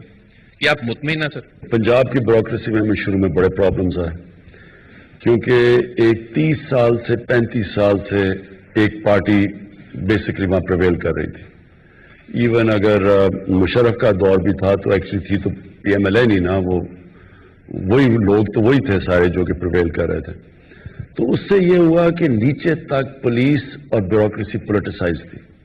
ہم جب KP کے اندر جب ہماری گورنمنٹ آئی تو حالانکہ ANP صرف 5 سال سے پاور میں تھی، لیکن اس کے باوجود 2 سال لگے بیوروکریسی کو رسپونڈ کرنے میں ہمارے ساتھ، کیونکہ شروع میں ہمیں بھی پرابلمز آئے ان کے ساتھ، کیونکہ ان کی پینیٹریشن ایفیلیشن ہو جاتی ہے نا بیوروکریٹس کی، اوپر پروموشنز آ جاتی ہیں پولیٹیکل بیسس پہ، وہ پھر ان کی لائلٹیز چینج ہو جاتی ہے. لیکن یہ ٹھیک ہو جائے گا. یہ تھوڑا ہمیں پرابلمز ہیں اور آئی ہمیں. جب بیوروکریسی سے آپ انٹریکشن ہوتا ہے تو آپ کو پتہ چلتا ہے کہ کس کی کیا کوالٹی ہے. تو اس لیے فریکوینٹ چینجز بھی ہوتے ہیں. وہ کہتے ہیں جی اس کو چینج کر دیا، اس کو چینج کر. چینج تو جب تک ہمیں آپٹیمم پرفارمنس نہیں ملے گی چینجز تو ہوتے رہیں گے. لیکن مجھے زیادہ کانفیڈنس ہے جو اب خاص طور پر پنجاب کی بیوروکریسی ٹھیک چل رہی، اور ریفارمز بہت لے کے آ رہے ہیں، لے کے بھی آئے ہیں. چھوٹی چھوٹی ریفارمز آتی رہتی ہیں کہ کیسے ہم اس کو جو بیوروکریٹک سٹرکچر ہے اس کے اب انکریزنگلی اسپیشلائزیشن کے اوپر ان کو جانا چاہیے. دنیا میں بیوروکریسی اسپیشلائز کر رہی ہے. ہمارے ابھی جرنلسٹ ہیں, اب مثلا آئی ٹی کا سبجیکٹ ہے, اس کے لیے عام بیوروکریٹ نہیں اس کو سنبھال سکتا, اس کے لیے اسپیشلسٹ چاہیے. اسی طرح اور بھی ایریاز ہیں. ایگریکلچر ہے, اس میں بھی ہمارے پاس جو ٹیکنالوجی اتنی آ گئی ہے ایگریکلچر میں, ہمارے پاس وہ کوالٹی نہیں ہے لوگوں کی, تو وہ ہم جا رہے ہیں اس طرف ریفارمز پہ. جی مخدوم شہاب الدین, صحافی ہوں ایک, اور آج کل ایراسمس منڈس جرنلزم اسکالر ہوں, تو اس حوالے سے یورپ میں مقیم ہوں. خان صاحب, سوال آپ سے یہ ہے کہ 50% اگر ہم کہیں کہ 50% ٹینیور آلموسٹ پاکستان تحریک انصاف کی گورنمنٹ جو ہے وہ مکمل کر چکی ہے. اس سب کے اندر جو تبدیلی ہے وہ گراس روٹ لیول تک عام عوام کو نارملی نظر نہیں آ رہی. کیا ہم دیکھیں گے کہ 2.5 سال میں یہ ٹرانسفر ہوتی ہے, یا پھر 5 سال کے بعد یہ کہا جائے کہ تبدیلی جو ہے اس کے لیے مزید وقت درکار ہے؟ اور ساتھ ہی ساتھ ایک اور سوال ہے کہ 2021 ہے, ہر شخص کی کوئی نہ کوئی نیو ایئر ریزولوشن ہوتی ہے, تو بطور پرائم منسٹر آف پاکستان آپ کی نیو ایئر ریزولوشنز کیا ہیں 4-5 جو آپ سمجھتے ہیں کہ 2021 میں آپ امپلیمنٹ کرنا چاہیں؟ 2021 میں تو 2 ریزولوشن تھا, وہ میں نے کہا بھی تھا. ایک, کوئی بھوکا نہ سوئے بائی دی اینڈ آف 21, اس کے لیے پوری جو تیاری کر رہے ہیں, اور ایک بڑا زبردست پروگرام اس کے لیے بنا رہے ہیں کبھی, اور انشاءاللہ یہ میرے خیال میں دنیا میں ہمیں لوگ فالو کریں گے اس پروگرام کے اوپر. اور وہ یہ پناہ گاہ اس کا حصہ ہے, کبھی کوئی کانسیپٹ نہیں ہے پناہ گاہ کا, یہ بھی ہماری انشاءاللہ انٹرنیشنل لیول پہ ایکنالج کی جائے گی. اور سیکنڈلی جو ہیلتھ کارڈ ہے کہ ہر غریب گھرانے کے اندر پاس, ہر گھرانے میں ایک ہیلتھ کور ہو, تاکہ وہ سب سے زیادہ بے بسی ایک انسان کو ہوتی ہے کہ جب اس بیماری ہو اور ان کے پاس پیسہ نہ ہو علاج کا. شوکت خان ہم اسی پریمیسز پہ بنا تھا. کینسر کا علاج سب سے مہنگا ہے, تو جو عام آدمی ہے وہ افورڈ ہی نہیں کر سکتا, تو ادھر سے میں نے شوکت خان, تو اب یہ اگلا پہنچ گیا کہ یونیورسل ہیلتھ کوریج. میری رول ماڈل بھی نبی صلی اللہ علیہ وسلم ہے, اور وہ جو مدینہ کی ریاست ہے وہ ایک ماڈل ہے ہمارے لیے for all times to come. یہ جو چینج آتا ہے نا, change is a process, it is not a switch کہ آپ نے آن کیا تو چینج آ گیا. ایک پروسیس ہوتا ہے, ایک جدوجہد کا نام ہے, اس میں ایک اسٹرگل چاہیے. جب بھی ایک معاشرے کے اندر چینج آتا ہے وہ معاشرہ اسٹرگل کرتا ہے اس کے لیے. اگر آپ کسی حالت کی پولیس آ جائے گی کہ سارے لوگ رشوت لینے بند کر دیں گے, ایسے نہیں ہوگا, لیکن معاشرہ رشوت بند کروا سکتا ہے. جب ایک قوم فیصلہ کر لیتی ہے نا کہ ہم نے یہ ہمارے ویلیوز ہیں, پھر چینج آتا ہے معاشرے میں. قرآن کی آیت ہے, اللہ کہتا ہے کبھی میں کسی قوم کی حالت نہیں بدلتا جب تک وہ قوم خود اپنی حالت بدل کی کوشش نہ کرے. یہ بڑی امپورٹنٹ چیز ہے سمجھنے کی. کرپشن تب ختم ہوتی ہے ایک معاشرے میں جب ایک معاشرے کرپشن کو ان ایکسیپٹیبل کر دیتا ہے. یہ نہیں کہتا کہ جی صرف 22 کروڑ کی ہے. سنگاپور ہمارے سامنے ہے, میری زندگی کے اندر وہ چینج ہوا ہے. ہوا کیا کہ mid 60s کے اندر لی کوان یو آ گیا, آؤٹ اسٹینڈنگ ان کا پرائم منسٹر, ایماندار تھا خود. تو اس نے آہستہ آہستہ وہاں اپنی اسٹینڈرڈ سیٹ کی, کرپٹ پریکٹسز ایکٹ لے کے آیا. انہوں نے ایک سٹنگ منسٹر کو کرپشن میں پکڑا تو لوگ ڈر گئے. پھر ایک فضا بنا دی سنگاپور میں کہ اس کے 15 سال کے رول کے بعد جب ایک منسٹر پکڑا گیا کرپشن میں تو اس نے خودکشی کی, کیونکہ اس کو پتا تھا سنگاپور میں میری زندگی ختم ہو گئی ہے. سو جب معاشرہ ایک کرپشن کو ان ایکسیپٹیبل کر دیتا ہے تب ختم ہوتی ہے. لا انفورسمنٹ اکیلی سے نہیں ختم ہوتی. معاشرہ جب ریئلائز کرتا ہے کہ جب ایک معاشرے میں کرپشن آتی ہے تو یہ سارے معاشرے کو تباہ کر دیتی ہے. ایک کینسر ہے جو پریزیڈنٹ شی جن پنگ ہے, اس کی جو سب سے بڑی چیز ہے, یہ بڑا پاپولر آدمی ہے, اس کی جو سب سے بڑی پاپولیرٹی کی وجہ ہے کہ 7 سالوں کے اندر 450 وزیروں کو اس نے جیلوں میں ڈالا ہے کرپشن پہ. تو یہ اگر ایسے نہیں اوپر جا رہی چائنا, انہوں نے کلیم ڈاؤن کیا. پاکستان کے اندر جو پروسیس ہے چینج کا شروع ہو گیا. لوگ ریئلائز نہیں کرے چینج تو شروع ہو گیا. چینج تو شروع ہوا ہے جبکہ سارے بڑے بڑے اس ملک کے ڈاکو جیلوں سے اندر باہر جا رہے ہیں. یہ پہلے تو کوئی نہیں جا رہا تھا. پہلے تو کوئی کانسیپٹ, کیا پہلے یہ چوری نہیں کر رہے تھے؟ جب 4 گنا قرضہ بڑھا تھا تو کوئی ان کو پوچھ نہیں رہا تھا. آج ان ساروں کے چکر لگ رہے ہیں, نیب کے باہر کوئی اندر جا رہا ہے کوئی باہر آ رہا ہے. اور اس کے علاوہ ایک سٹنگ گورنمنٹ کے 2 وزیروں کو نیب نے پکڑ لیا, حالانکہ ان کی کرپشن ہمارے دور کی نہیں. وہ کہہ رہے 12-13 साल या 15 साल पहले इन्होंने कुछ किया था, हमारे दौर के नहीं, फिर पकड़ के अंदर रहा। सो एक मुल्क के अंदर पहली दफा एक शुगर माफिया, जो सारे मुल्क का टॉप ताकतवर लोग बैठे हुए हैं शुगर इंडस्ट्री में, पहली दफा उनके ऊपर इंक्वायरी हुई, उनके केसेस बन गए, FBI में केसेस चले गए, उनको FIA में उनके हो गए, कुछ सोच भी नहीं सकता था। तो चेंज तो शुरू हो गया है। बहुत शुक्रिया सर सदीक जान। सर, एक तो आपने इतने कम वक्त में सबसे ज्यादा काबीना के इजलास किए, सबसे ज्यादा as a prime minister TV interviews दिए, डिजिटल मीडिया के साथ ही आपका 5वां इंटरेक्शन है, और अगर हम आपके वो इनिशिएटिव जो सिर्फ आपने अनाउंस नहीं किए बल्कि जो शुरू हो चुके हैं, कोई भी उसको देखना चाहे तो देख सकता है, ये बहुत सारे हैं। टेक्सटाइल में, कंस्ट्रक्शन में इनकलाब आया, लोग कह रहे हैं कि 70 साल में कंस्ट्रक्शन के हवाले से वो एकदम आती हुई जो आपने किया, माहौलियाती दहशतगर्दी के खिलाफ अमीन असलम, और 60 साल के बाद 2 बड़ी डैम्स बन रही हैं। जी सर, 60 साल पहले 2 बनी थी, अब बन रही जी है। सर। वो असल में मैंने यहाँ तो क्योंकि वज़ीर आज़म भी ऐसे हैं जो पर्ची पे लिख के लाते थे, तो मैंने कहा मैं भी लिख लूँ। मैंने वो सारी चीजें लिखी हुई हैं जो आपके इनिशिएटिव नहीं, आप उस वज़ीर आज़म से बहुत ज्यादा ज़हीन है। सर, आप ये 10 तरफ दराज, शहद, जैतून, सिटीजन पोर्टल, हेल्थ कार्ड अभी डीजी खान डिवीजन और सहीवाल डिवीजन में अदल मिशवानी ने ट्वीट किया हुआ था कि इसी माह सबको मिल जाएंगे। बहुत ज्यादा इनिशिएटिव हैं, एहसास प्रोग्राम के 64 प्रोग्राम, कामयाब जवान प्रोग्राम, बहुत सारी चीजें ऐसी हैं जो अभी तक हुई नहीं है, या हुई है तो लोगों को पता नहीं है, या शुरू होने वाली हैं। मेरा सवाल सर ये है कि इस 2.5 साल में एक परसेप्शन जो बन गई 7 से 11 बजे तक टॉक शोज देखने के बाद, वो ये बन गई है कि ये एक नाकाम तरीन हुकूमत है, कुछ भी नहीं हो रहा। और उसमें आपके जो मिनिस्टर्स हैं, देखें वज़ीर इत्तलात है शिबली फराज साहब, पीडीएम एक बात करती है तो सिर्फ शिबली फराज साहब का बनता है कि ये उसको रिएक्ट करें, उसका जवाब दें। आपके 11 लोग जो हैं वो अपने, उनके मीडिया सेल हैं, वो ट्वीट करते हैं, फिर चैनल्स को कहते हैं खबरें चलाएं। आपका एक मिनिस्टर जब अपनी कारकर्दगी पे आके बात करने लगता है, 15 मिनट वो अपनी वजारत को बताता है, पहला सवाल होता है पीडीएम के ऊपर, वो जब पीडीएम का जवाब देता है खबर पीडीएम वाली चलती है, उसकी वजारत के ऊपर नहीं चलती। पीडीएम, फौज, एस्टेब्लिशमेंट, आप सोशल मीडिया पे 5 करोड़ लोग इस्तेमाल करते हैं, लेकिन 15 करोड़ लोग आज भी टीवी को सुन के और परसेप्शन लेते हैं।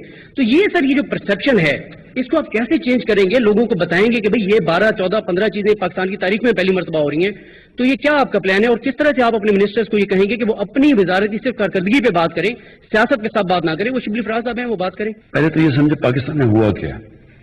पाकिस्तान में 35 साल से 2 पार्टीज, और मुशर्रफ के दौर में भी यही थे, क्योंकि फजल रहमान उधर भी था, तो मुशर्रफ के दौर भी था, यही ज्यादातर जो PMLN है, ये मुशर्रफ के दौर में भी क्यों बन गई थी और उनमें से फिर वापस उधर चले गए, तो वही लोग बैठे हुए हैं। ये याद रखें कि एक स्टेटस को की बहुत पावर होती है, कनेक्शंस बने होते हैं, मीडिया में होते हैं, इनकी नीचे तक ब्यूरोक्रेसी में, पुलिस में। तो जो स्टेटस को डिसलॉज करना है दुनिया में, सिर्फ अगर सही तरह डिसलॉज होता तो वो खूनी इनकलाब होता है। जब उमैयद को अब्बासी उन्हें खत्म किया तो उन्होंने सिर्फ एक आदमी बचने दिया उमैयद का, सिर्फ एक रॉयल फैमिली से बचा था, बाकी सब कत्ल कर दिए।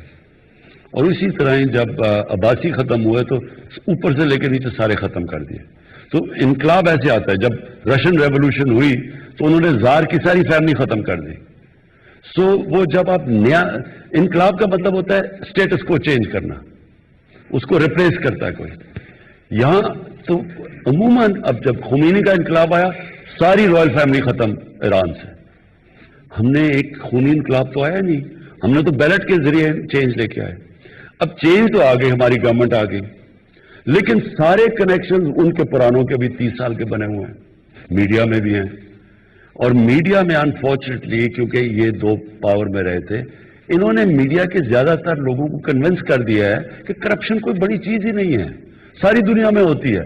हमजा शरीफ कई बच्चों को तकरीर कर रहा था, कहता बच्चों करप्शन होती है, सारी दुनिया में होती है, यानी एक्सेप्टेबल कर देते हैं क्राइम को, इसलिए वो हमारा मीडिया भी इसको बुरा नहीं समझता। सो ये जब एक पूरी तरह स्टेटस को, जब आप ऊपर से तो उनको डिसलॉज कर दिया, वो तो भाग गया बाहर, लेकिन अंदर तक उनके लोग बैठे होते हैं, कनेक्शंस हैं। अब मैं आपको मिसाल देता हूं, महातिर मोहम्मद, अगर कोई भी मुसलमान दुनिया का स्टेट्समैन मैं कहूंगा ना, वो महातिर मोहम्मद था। मलेशिया को चेंज कर दिया उसने, 500 या 600 डॉलर पर कैपिटा थी, जब वो आया 9000 डॉलर पर छोड़ के गया। महातिर मोहम्मद गया, वहां एक नवाज शरीफ आ गया नजीब के नाम पे, उसने जाके करप्शन शुरू कर दी, पैसे बनाने, मनी लॉन्ड्रिंग। एंड में वही मलेशिया जो ऊपर छोड़ के गया था वो मकरूज हो गया, कर्जों में गिर गया। اور مہاتر محمد کو سارے وہاں ون پارٹی سسٹم تھا, وہی ایک ہی پارٹی بیٹھی تھی, ایک دوسری پارٹی بنائی اور انہوں نے مہاتر کو ہیڈ کروایا اور انہوں نے اس کو شکست دے دی. جو مہاتر, جس پارٹی کا مہاتر خود تھا اور چھوڑ کے گیا تھا, اس سے دوسری پارٹی ایک مہاتر نے بنائی اور اپنی پارٹی جس کا وہ کرپٹ آدمی تھا اس کو شکست دے دی. 2.5 سال میں انہوں نے واپس اس کو گرا دیا. مہاتر جیسے آدمی کو اسٹیٹس کو نے اس کو شکست دے دی, وہ نہیں چل سکا وہاں. یعنی اس اسٹیچر کا آدمی بھی, کیونکہ وہ سارے اسی پرانی پارٹی کے نیچے تک سارے کنیکشنز بنے ہوئے تھے, یہ نئے لوگ وہ نہیں کوپ کر سکے, واپس آ گئے وہی.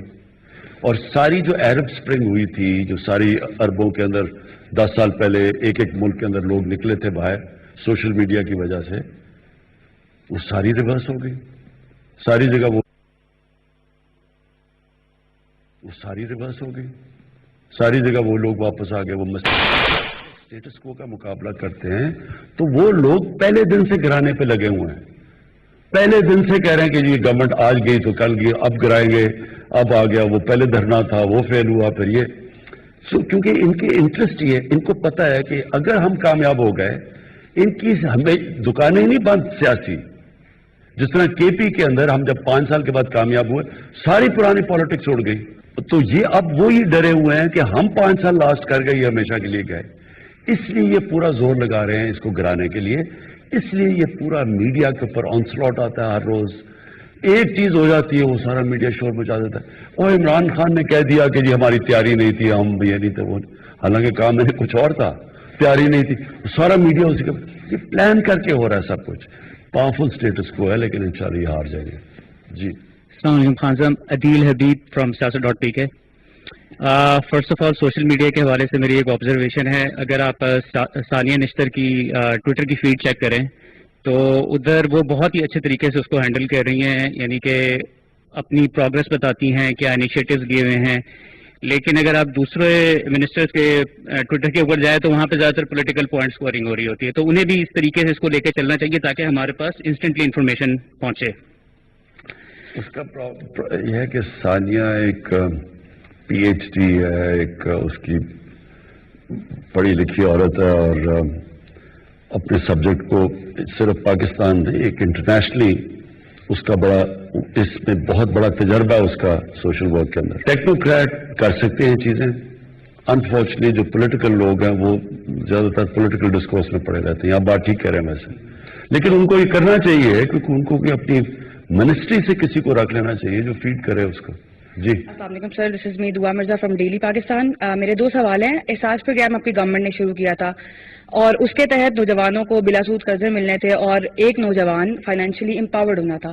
لیکن اس کا ایک بڑا چنک جو ہے, ہم نے دیکھا کووڈ آیا تو آپ نے 12,000 روپے فیملیز کو دینا شروع کیے, ایک بڑا چنک 203 بلین کے قریب وہ اس میں صرف ہو گیا. تو مزید احساس پروگرام کو کیسے لے کے چلیں گے؟ کورونا کی وجہ سے ایمرجنسی ہمیں کیش ڈسٹریبیوٹ کرنا پڑا, اور وہ obvious تھا کیونکہ لوگ بیچارے جو دیہڑی دار وغیرہ سارا, یہاں تو بہت بھوک تھی اور وہ بہت زبردست پروگرام تھا. قرضوں کا بھی ہے اور پھر ان کائنڈ بھی وہ دیہاتوں کے اندر وہ جو غریب عورتوں کو مرغیاں, گائے, بھینسیں, بکریاں دے رہی ہیں. جی دوسرا, پولیس ریفارمس پہ آپ اکثر بات کرتے ہیں, لیکن ہم نے دیکھا کہ پولیس گردی کے واقعات دن بدن بڑھتے ہی جا رہے ہیں. حال ہی میں اسامہ ستی کیس ہوا, کل لاہور میں 2 واقعات پیش آئے. تو یہ کیا ہونے جا رہا ہے؟ پولیس گردی کے واقعات ہیں پر پولیس افسران باغی نظر آتے ہیں. دیکھیں, سب سے پہلے تو یہ آپ کو ریئلائز کرنا چاہیے کہ یہ جو ایک پرانے سسٹم کو ٹھیک کرنا دیر لگتی ہے.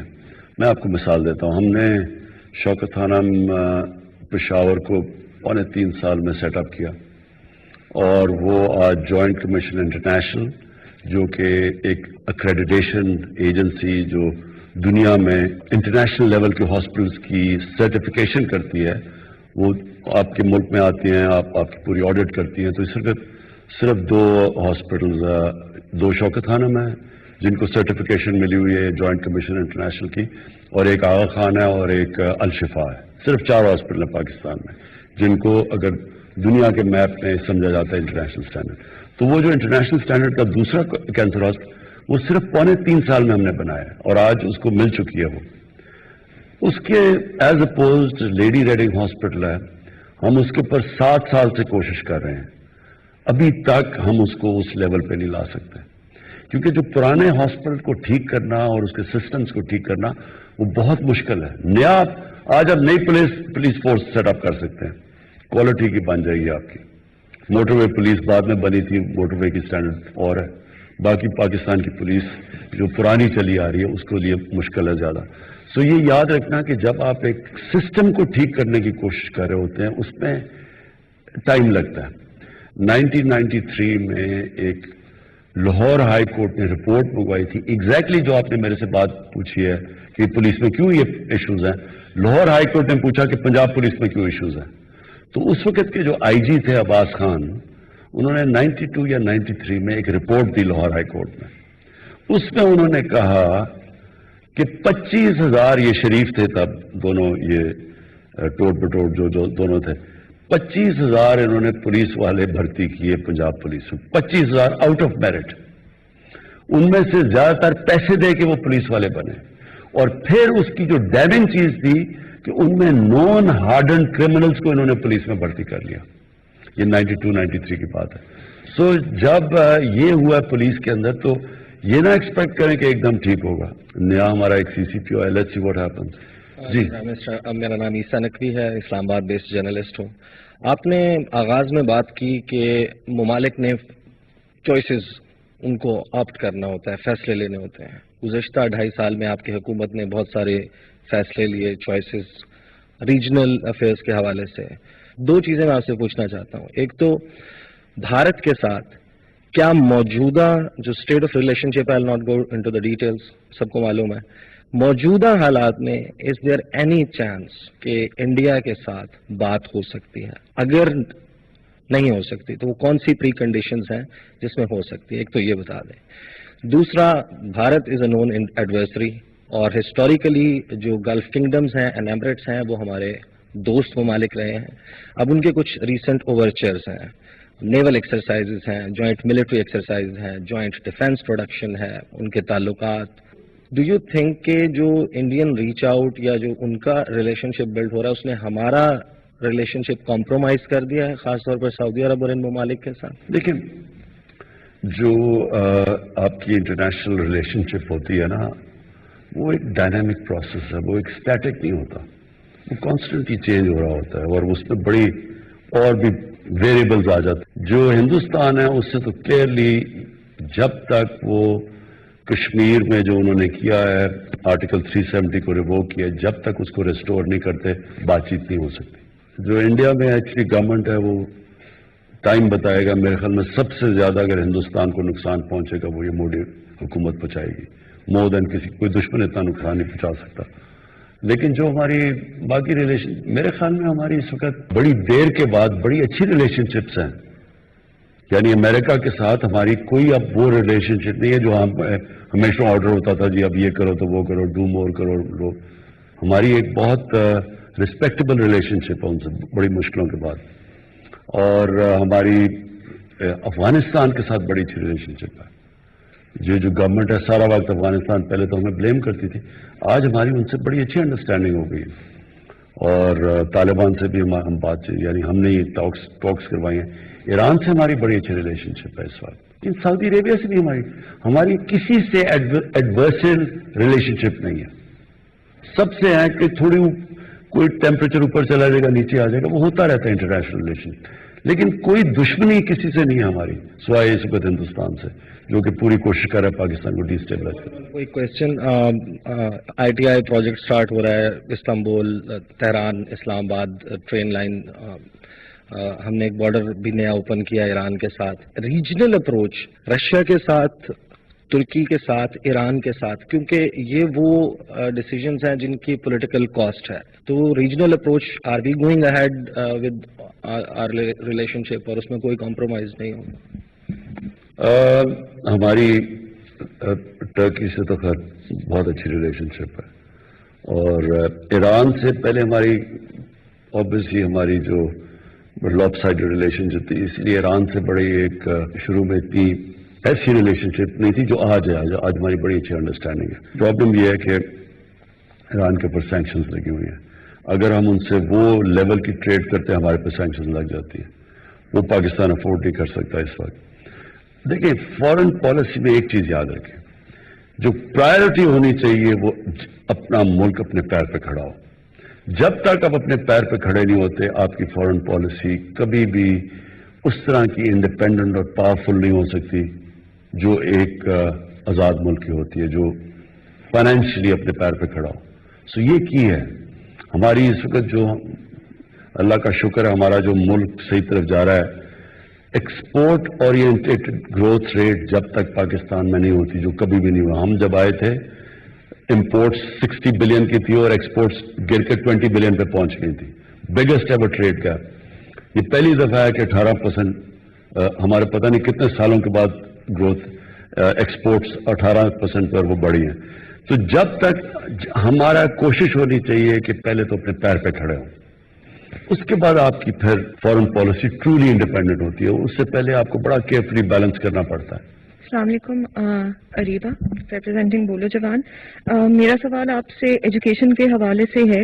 And I understand of course 18th amendment کے بعد education is a provincial subject, but ابھی ہم نے پینڈیمک کے دوران NCOC میں بھی we've seen some excellent coordination between the provincial ministers and the Federal Ministry for Education. There's talk of a single national curriculum, there's talk of 2009 کے بعد پہلی دفعہ of a national education policy.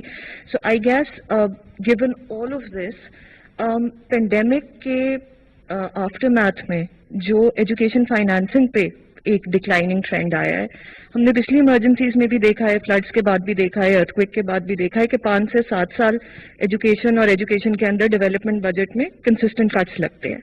اس دفعہ بھی وہ ہم نے ٹرینڈ پنجاب میں دیکھا, 19% کا ڈیولپمنٹ ایجوکیشن بجٹ پہ کٹ لگا, بلوچستان میں 27% کا لگا, فیڈرل ایریا میں صرف 8% انکریز آیا اگر پچھلے سال سے کمپیئر کریں. And probably the most disturbing aspect is کہ اس وقت شاید خیبر پختونخوا سب سے اچھا کر رہا ہے, گیون کہ ان کا 43% انہوں نے اپنا ایجوکیشن ڈیولپمنٹ بجٹ میں انکریز لے کر آئے, لیکن اس کے باوجود جو ایک بڑا حصہ ہے ایجوکیشن بجٹس کا وہ نان ڈیولپمنٹ ایکسپینڈیچرز پہ جا رہا ہے. So K P with its phenomenal performance in the past 2 years is still servicing almost 81% of its education budget non development expenditures کے لیے. سب سے اچھا فیڈرل ایریا ہے, وہ بھی 71% ڈیڈیکیٹڈ ہے, بلوچستان میں 91% ڈیڈیکیٹڈ ہے, پنجاب میں 88 ہے. How, given the pandemic now and the economic hit that we've taken, and given the fact that we are hosting the second largest population of out-of-school children in the world right now, how will we prioritize education? Emergencies تو آتی رہیں گی کیونکہ, and then within education, development expenditure. دیکھیں, میں نے شروع میں آپ سے بات کی کہ جب آپ کے ٹوٹل ٹیکس کلیکشن آدھی ٹیکس پہلے کم ہو, کیونکہ آپ کو بتایا کہ صرف 3,000 لوگ 70% ٹیکس دیتے ہیں, لوگ تو ٹیکس نہیں دیتے, تو پہلے وہ اور پھر آدھی چلی جائے قرضوں کی قسطوں پہ, تو ملک کے لیے اتنا کم پیسہ کافی نہیں ہے ملک چلانے کے لیے. سو کہیں نہ کہیں کٹس لگتے ہیں, اور انفارچونیٹلی جو ایریا جدھر ہمیں, کیونکہ سارے ایمرجنسیز ایریاز ہوتے ہیں, کہیں لگژری پہ تو پیسہ خرچ نہیں ہو رہا, تو ادھر پھر یہ سفر کرتا ہے ہمارا ایجوکیشن کی ایکسپینشن. میرے خیال میں کہ یہ جو ہمارا پہلا سال گزرا اسٹیبلائزیشن, دوسرا سال ایکچولی کووڈ کی وجہ سے ہم ڈسپائٹ کووڈ ہم سارے ریجنل ملکوں میں سے سب سے بہتر نکل چکے ہیں اکنامکلی. لیکن جب تک یہ جو ہمارا آگے آپ جو جانے کا طریقہ ہے, ویلتھ کریٹ کر کے کنسٹرکشن انڈسٹری کو, ایکسپورٹس کو, آئی ٹی کو, ٹورزم کو, یہ ایک ایسے ایریاز ہیں جدھر بڑا ہم تیزی سے اپنی ویلتھ کریٹ کر سکتے ہیں, اس کا پھر میجر چنک ایجوکیشن کے اوپر لگائیں. کیونکہ ابھی تک ہمارے پاس اتنا پیسہ نہیں ہے جتنا ہمیں ایجوکیشن پہ لگانا چاہیے, ہمارے پاس ہے ہی نہیں. میں آپ کو پھر مثال دے رہا ہوں کہ امریکہ میں $2.8 ٹریلین انہوں نے یعنی 28,000 ارب روپیہ انہوں نے اسٹیمولس دیا ہے, ہم نے 8 ارب دیا ہے. یعنی یہ اتنی بڑی ڈسکریپنسی اب جب آپ دیکھتے ہیں تو وہ کہیں نہ کہیں ملک تو سفر کرتا ہے, تو ہمارا بڑا زیادہ شیئر جائے گا ایجوکیشن کی طرف. اس وقت یہ بھی بہت بڑا ہینڈی کیپ ہمیں کہ جو کئی ایسے سبجیکٹس تھے جو سینٹرلائز ہونے جو فیڈرل گورنمنٹ کے نیچے ہونے چاہیے تھے. 18 امینڈمنٹ کے بعد فریگمنٹ ہو گیا سسٹم ہمارا. تو ہم اتنا نہیں کہہ سکتے ہر صوبے کو کہ آپ یہ کریں, کیونکہ وہ صوبہ پھر کہتے ہیں جی میری تو یہ پرائرٹی ہے, میں ادھر. اس سے تھوڑا ہمیں ایشو ہے. But I agree with you کہ کوئی ملک ترقی نہیں کر سکتا ایجوکیشن کے بغیر.